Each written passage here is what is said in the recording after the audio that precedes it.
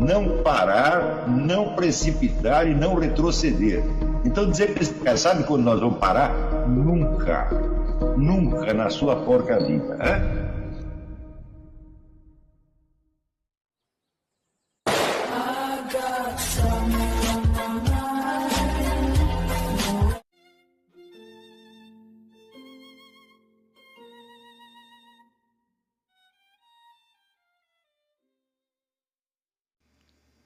E aí pessoal, tranquilo? Então vem aqui antes do vídeo começar, pedir para vocês se inscreverem, quem não for inscrito, compartilhar, curtir, comentar. Quem puder seja membro do canal, que isso ajuda bastante. Tem também o link do Apoia-se. Quem puder ajudar nosso canal e apoiar financeiramente vai ser muito bem-vindo. Mas o mais importante é transmitir o conteúdo e os conhecimentos do professor Olavo de Carvalho para mais e mais brasileiros. Então compartilhe e ajude aí nossa causa. Muito obrigado a todos os membros, apoiadores do canal. Fico muito feliz. Tenho certeza que a gente está no caminho certo. Então fiquem com o vídeo e até mais. Valeu! Quando você vê o nível de autoobservação que aparece já nos personagens de ficção no século XIX, você vê que muito se caminhou depois de Santo Agostinho. Quer dizer, eles já têm uma capacidade de autoobservação muito maior que a de Santo Agostinho, de algum modo. Tá certo? Independentemente de terem conservado ou perdido a ideia do confronto com o observador onisciente. Vamos dizer que, de algum modo, o romancista está para seus personagens, tá certo? Como o observador onisciente, Deus, está para Agostinho. Quer dizer, o romancista sabe o que eles pensam, conhece as intenções secretas que às vezes eles disfarçam para si mesmo. E note bem que você reproduzir literariamente a camuflagem, a mentira do personagem para si mesmo, supõe que você conheça a verdade deles. Não é isso? Então, isso quer dizer que a técnica da sinceridade ganhou muito ao longo do tempo. Né?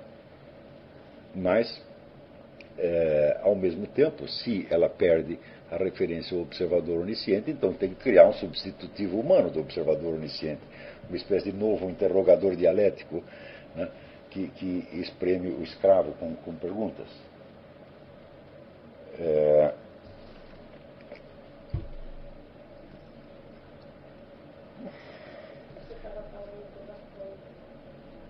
Então, você vê que no Crime e Castigo, né, Raskolnikov, quando ele quer matar a velhinha, ele inventa uma série de justificativas filosóficas, tá certo? Que em si não estão erradas, os raciocínios que ele faz não estão totalmente errados. Né? Quando ele diz que a morte de uma, né, miserável bandidinha usurária, né, representa nada em comparação com a vida de um grande homem como Napoleão, é claro que é assim. Não é isso?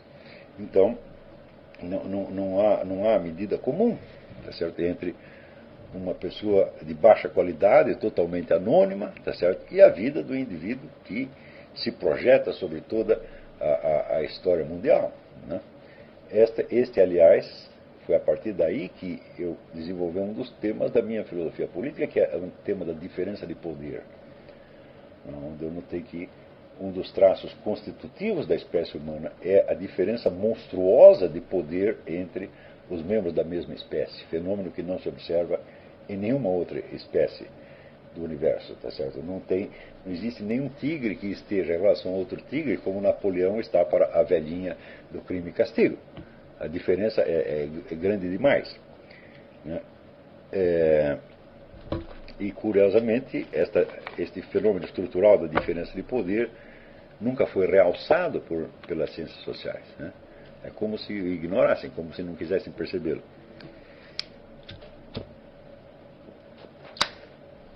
No meio de tantas discussões que surgem sobre a diferença humana, por exemplo, se existem diferenças raciais, né, se uma raça é mais inteligente do que a outra e, portanto, tem mais direito de mandar na outra do que a outra de mandar nela, e tudo isso, o fenômeno da diferença estrutural é completamente ignorado como se não existisse.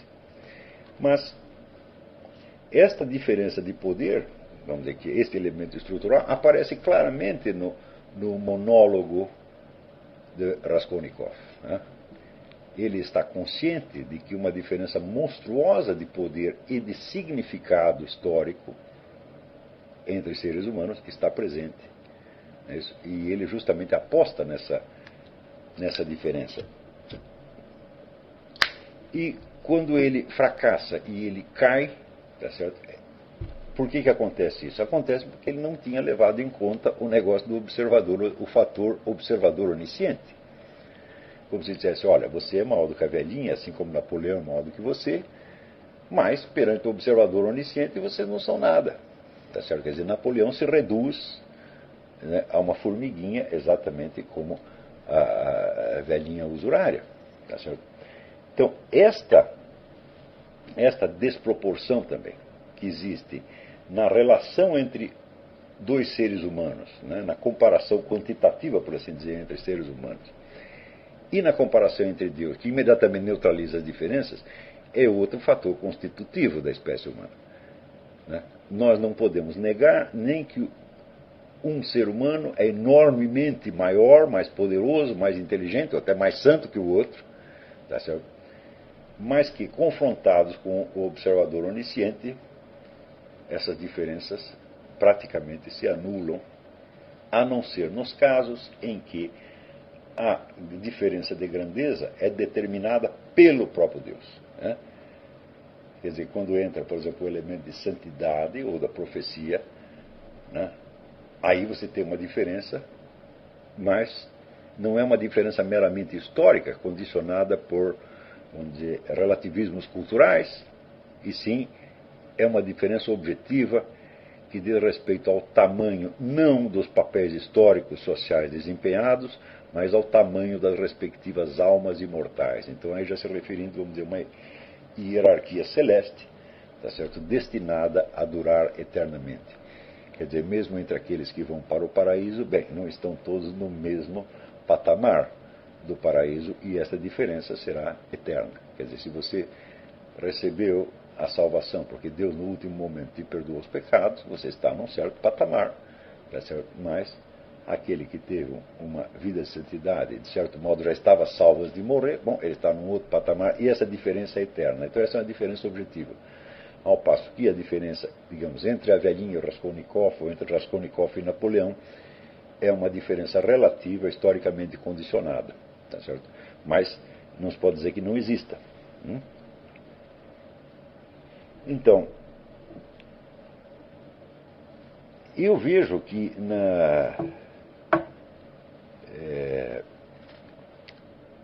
o desconhecimento da história, das narrativas, torna absolutamente inviável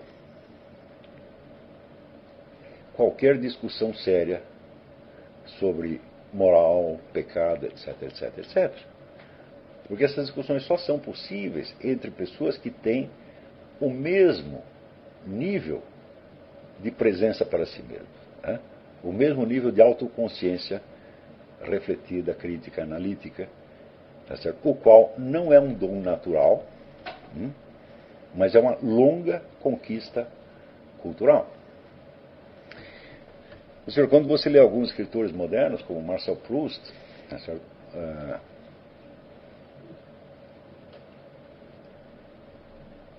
O próprio André Gide, você vê um nível de sinceridade que seria inimaginável para o próprio Agostinho. Isso quer dizer que Agostinho enxerga da sua vida o que os recursos verbais existentes lhe permitem que enxergue, mas esses recursos verbais não tinham o nível de personalização que foi construído ao longo de séculos de experiência narrativa. Ou seja, você não nasce sabendo contar a sua própria história, e a espécie humana também não nasce sendo capaz de contar a sua própria história, mas tem que aprender a fazer isso.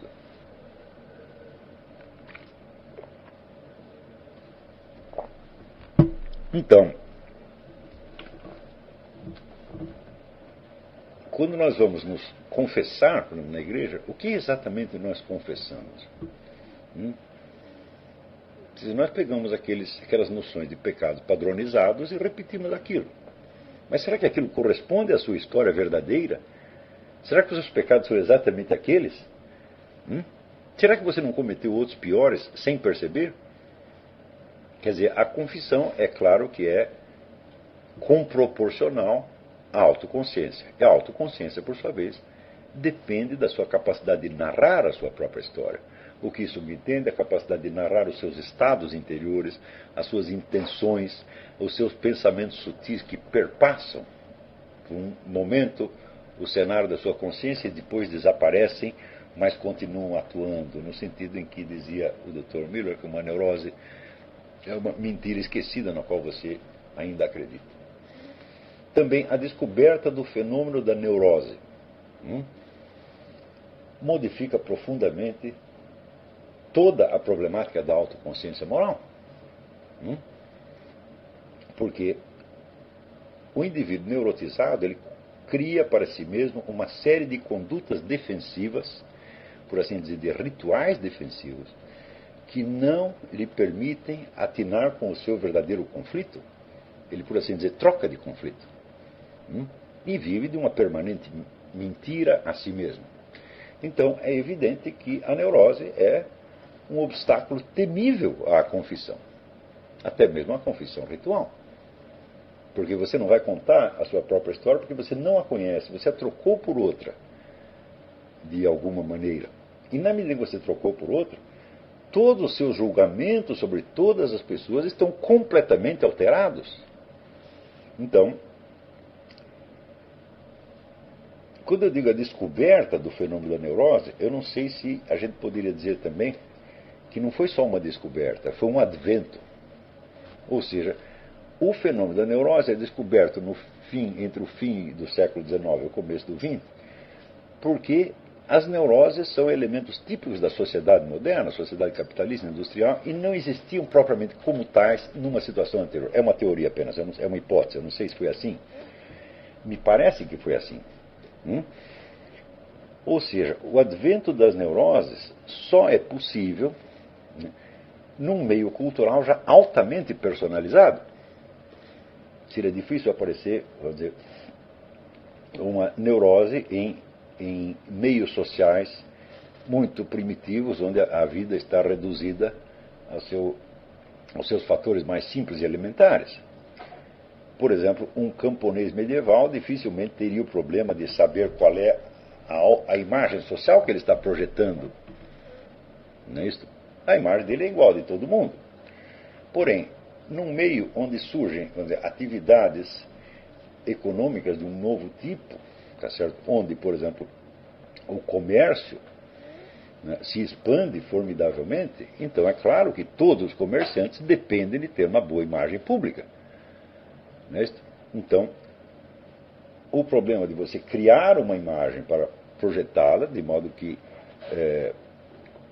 você seja uma pessoa benquista na sociedade, se torna um problema permanente, um problema para muitas pessoas. Na medida em que também se desenvolve, vamos dizer, o funcionalismo público, né, se desenvolve a classe média, né, que chega a ser, em alguns países, vamos dizer, realmente a maioria da população, vamos dizer que na Europa praticamente você só tem classe média, tá certo? Onde todos dependem de encontrar um emprego ou de ter um comércio, etc, etc.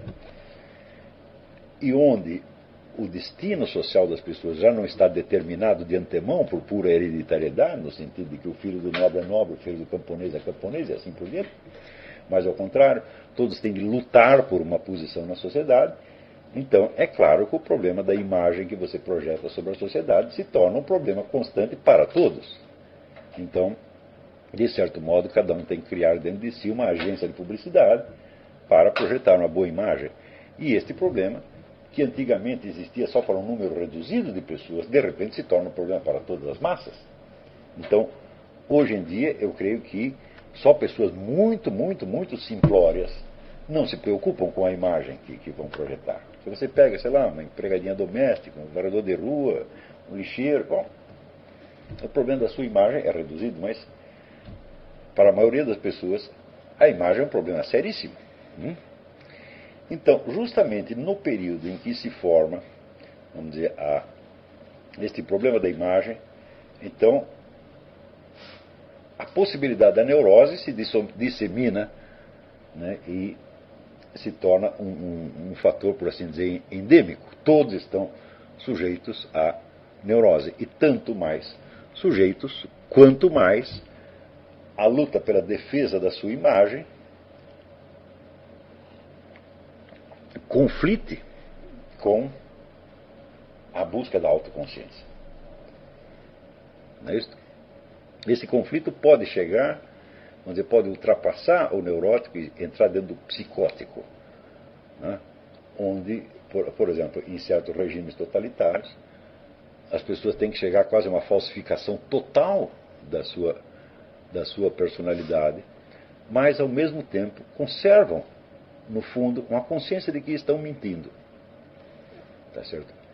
Se vocês lerem o livro do Alexander Zinoviev, né, As Alturas Abissais, já começa pelo título, né, ele mostra que aquilo é uma técnica narrativa que ele desenvolveu para tentar descrever a sociedade soviética, tá certo?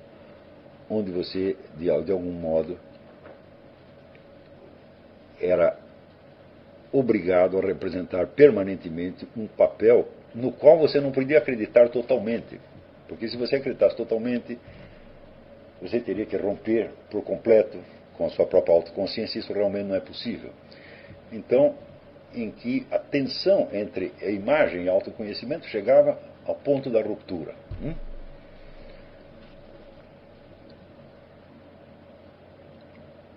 E que, de certo modo, todas as pessoas viviam numa situação parecida com o do prisioneiro que está sendo torturado para delatar os seus parceiros ou cúmplices, tá certo? Onde, vamos dizer, a obrigação forçada de confessar, né, chega a uma tensão extrema com a obrigação moral de ocultar. Então vocês imaginam as estratégias interiores complexas a que o indivíduo tem de se apegar para escapar de uma situação dessa. O livro do Arthur Koestler, do Zero ao Infinito, Darkness and Noon, é exatamente sobre isto. Onde o indivíduo, forçado pelo interrogador policial a dizer o que ele não quer dizer, acaba descobrindo que a palavra eu expressa algo que não existe. Ele diz, eu é apenas uma ficção gramatical. Então, veja, a capacidade fundamental do homem, aquela que o define, que é justamente a capacidade de dizer eu, que é uma capacidade divina, que Deus possui em plenitude, nós só possuímos parcialmente, esta chega a ser negada. E o que sobra? Sobra duas coisas. Sobra a presença física do indivíduo, ele não pode negar a sua existência física, tá certo? E o papel social que ele desempenha, sobra só isto. Existem milhões de pessoas hoje cuja autoimagem consiste só disso. Eu sou uma presença física e sou um papel social. Não tem um eu interior. Então, você imagina o que acontece quando uma pessoa dessa, a pessoa que está nesta condição,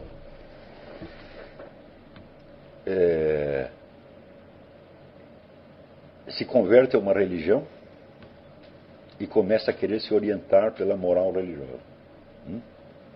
Então aí você cria uma falsificação que não termina mais.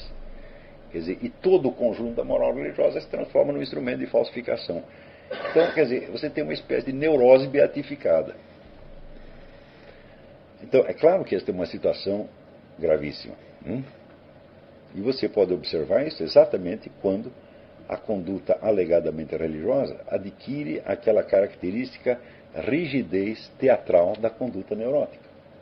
Se quiserem saber a que eu me refiro com a rigidez teatral da conduta neurótica, vocês leiam o livro da Karen Horney, Personalidade Neurótica do Nosso Tempo, que é a descrição clássica, vamos dizer, da rigidez de conduta do neurótico. Rigidez que se destina a criar uma carapaça defensiva para que ele não sinta a dor dos seus verdadeiros conflitos.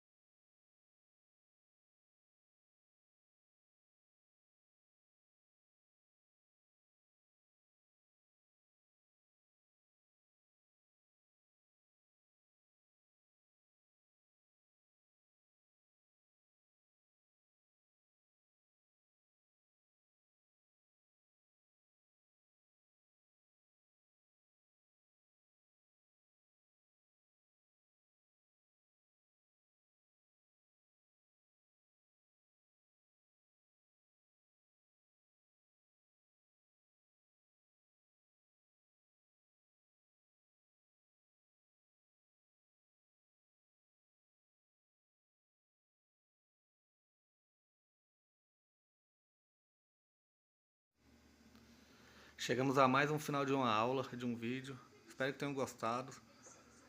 Quem não se inscreveu ainda, se inscreva, compartilhe, comente. Ajude o nosso canal, apoie, seja membro. E ajude o nosso canal a chegar a cada dia a mais brasileiros que precisam muito do conhecimento do professor Olavo de Carvalho. Então é isso aí, fique com Deus, até o próximo. Valeu! Então é isso aí, pessoal. Que é o nosso canal. Que são alguns livros que eu já li. A maioria foi doação, mas alguns eu adquiri, professor Olavo de Carvalho. Alguns livros se perderam aí que eu emprestei. Professor Alexandre Costa. A Bíblia Sagrada. 10 lições sobre Karl Marx. Indico a não ler esse livro, que é muito ruim mesmo. Alguns pensadores aqui que realmente, como o professor Olavo de Carvalho disse, não são pensadores. Valeu, tamo junto aí. Apoie nosso canal, seja membro.